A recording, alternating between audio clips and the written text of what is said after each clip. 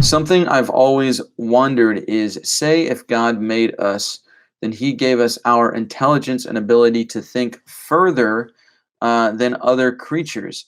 Did he know, or did he then intend for us to question him? I think that goes back to the law of polarity.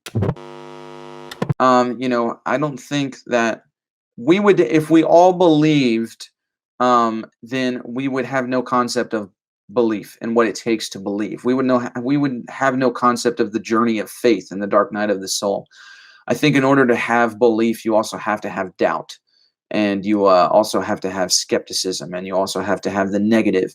Like I said, that just goes back to the law of polarity. That's just how we experience things. We wouldn't know what hot and cold was if there was only hot or cold. You have to have opposites in place for an experience to take place. And so in regards to questioning God, I think that's essential to actually truly knowing what belief in him looks like and what belief in him is.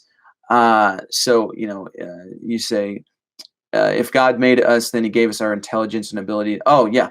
So, yeah, I think that if God, since he made us intelligent, since he made us, if you believe in him, that is, I guess I'm just talking theologically speaking, that, since he created us, to be intelligent creatures. Yes, I do think questioning is essential, and skepticism is essential. Even look at Thomas, right? He said, "I will not believe unless I see it myself." He believed in God. He believed in Jesus, I should say. And then Jesus died, and he was still with the disciples. And then, all the disciples saw him and said, "Jesus is alive." And he's like, "Unless I see it, I'm not going to believe it." So, everyone calls him Thomas the Doubter, which I have my own idea of Thomas. I don't think he doubted at all. I think he was in a complete pure mind and of pure heart, questioning that. And I think that has to do with a lot of skepticism. I think that there's actually purity in it. People think that it's a sin or it's a wrongdoing to question God. I think it's real. I think that shows someone's pure heart to want actual truth, rather than just listen to dogmatic traditional religion. And so I do think that there's a point to doubt, and I don't think belief would even be possible without doubting God.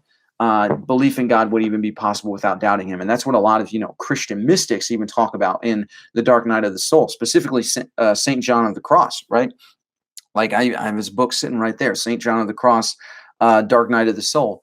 It's like, that's this essential part of Christian mysticism, that you need to go through this dark night of the soul, which has to do with a lot of doubting, a lot of questioning, a lot of this stuff. And so I do think, if God created us and gave us this intelligent mind that has gotten us this far and we've evolved this far, I do think questioning and doubting is really a necessity for truly believing in him.